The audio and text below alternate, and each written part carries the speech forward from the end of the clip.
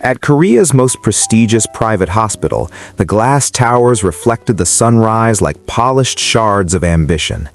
Inside, corridors buzzed with white coats, rolling carts, and hushed conversations. Among the chaos, 24-year-old intern Seo Ah-rin moved like a shadow, quiet, observant, precise. No one knew her secret. She had a memory like a camera. Every patient, every doctor, every whispered word etched into her mind forever. Sometimes she wondered if remembering so much was a blessing or a curse. Her days were long and grueling. She delivered charts, drew blood, memorized medical histories, and observed gestures others overlooked. Yet when crises emerged, emotional wounds no prescription or therapy could heal, Ah-rin quietly untangled them, never claiming the credit. Surgeons and nurses were unaware that the intern who lingered by patients' beds was reconstructing stories from fragments, connecting invisible threads. In her mind, each memory had a pulse, a rhythm she could feel. That morning, she visited Mr. Kim, an elderly man in room 402. His vitals were stable, but his eyes stared past the ceiling, distant, haunted. Ah-rin noticed the photo on his bedside table, a woman in a hanbok smiling warmly. Her memory clicked. Last week, during rounds, she had overheard him mention a daughter living abroad. Without a word, she rested her hand on his arm, letting silence speak first. "You miss her," she whispered softly. His gaze snapped to hers, eyes brimming with unspoken grief. Ah-rin didn't need to ask more questions. She gently recounted fragments she had memorized, the daughter's first piano recital, the argument that had kept them apart, the tiny ceramic cat he always kept on his desk. Slowly, his shoulders relaxed. "You remember," he whispered, voice trembling. I thought I was alone here." She offered a small, understanding smile before the nurses returned, never revealing her invisible work. This was her world, quiet interventions no textbook could teach. Her photographic memory didn't just store facts, it captured human hearts, subtle rhythms, and fleeting connections. She cataloged glances, sighs, tremors of hands, and whispered confessions, piecing them together into something whole.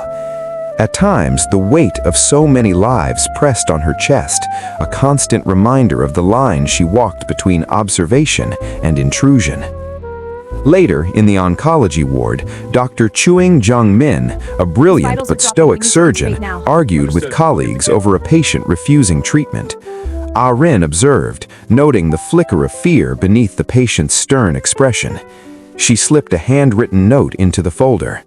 "Your strength isn't measured by medicine alone. You're allowed to be scared. It's human."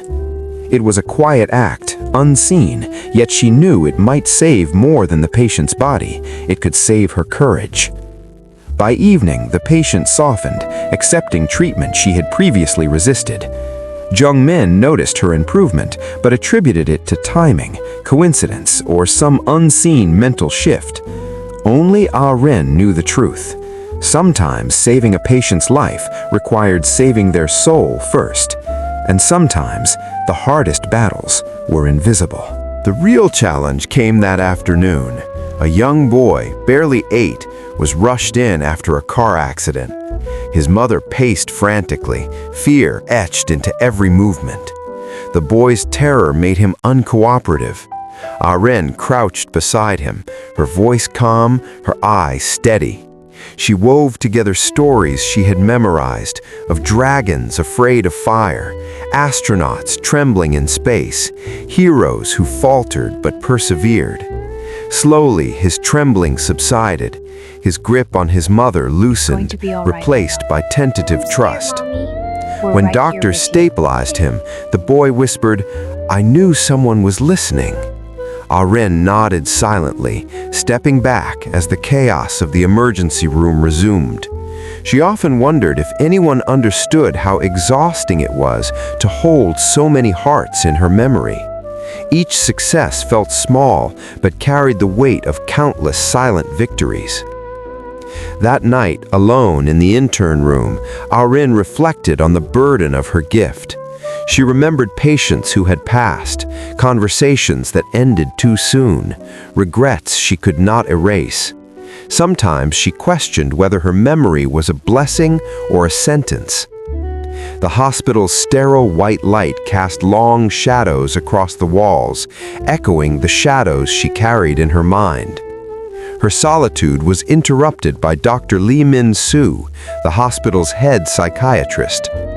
He leaned against the doorway, observing her quietly. "I've noticed," he said softly, "you help patients beyond your duties. I see it. I've been trying to understand how." Ah-rin's fingers twitched nervously. She had never shared her secret. It was safer this way, yet part of her yearned to be understood. "I just notice things," she said vaguely. Lee studied her, sensing depth behind her calm demeanor. "Your memory," he said finally, "it's extraordinary. But what you do, it's not just memory, it's empathy. You see what others cannot." Ah-rin's chest tightened. For the first time, someone named her gift without fear or judgment. Perhaps there were people who could see her heart, not just her efficiency. The next morning, a high-profile patient arrived, a young celebrity admitted for exhaustion and anxiety. Cameras swarmed outside, reporters desperate for a glimpse. The medical team focused on her physical symptoms, unaware of the storm inside her mind. Ah-rin noticed everything: restless fingers, averted gaze, the nervous bite of a lip.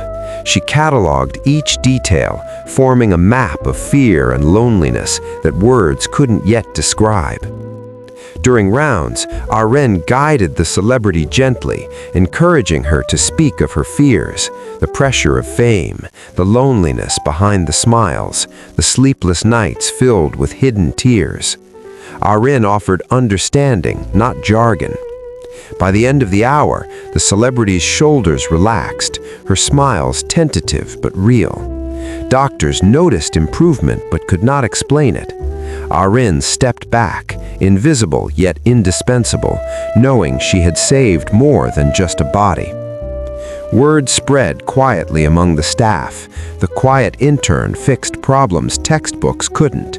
Some whispered of intuition, others of luck. Ah-rin never corrected them. She understood the unseen threads connecting people, memories, fears, unspoken words, and quietly wove them into hope. Every day she stitched together invisible lives with invisible care, silently carrying burdens too heavy for most to see. That evening, she passed room 512, where a teenage girl grieved her father's death. Ah-rin recalled a detail.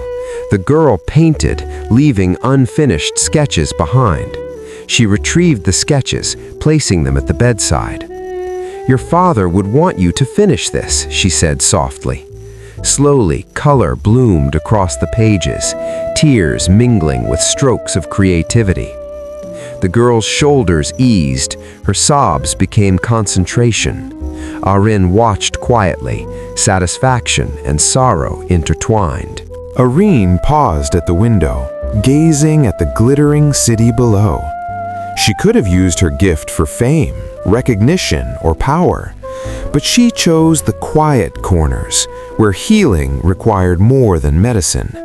She was a silent guardian of hearts, a keeper of stories. In a world of sterile efficiency, her gift was rare, fragile, and precious. Each memory she held was a life she touched, a thread she mended. As the first light of dawn filtered through the glass towers, Seo Ah-rin straightened her white coat and walked into the day, unnoticed yet indispensable. In the hospital that saved bodies, she saved hearts. And though no one called her a hero, she carried the weight of every memory, every story, every fragile soul she touched, knowing that sometimes the greatest medicine was the memory of being truly seen. Please subscribe or follow us for next episode.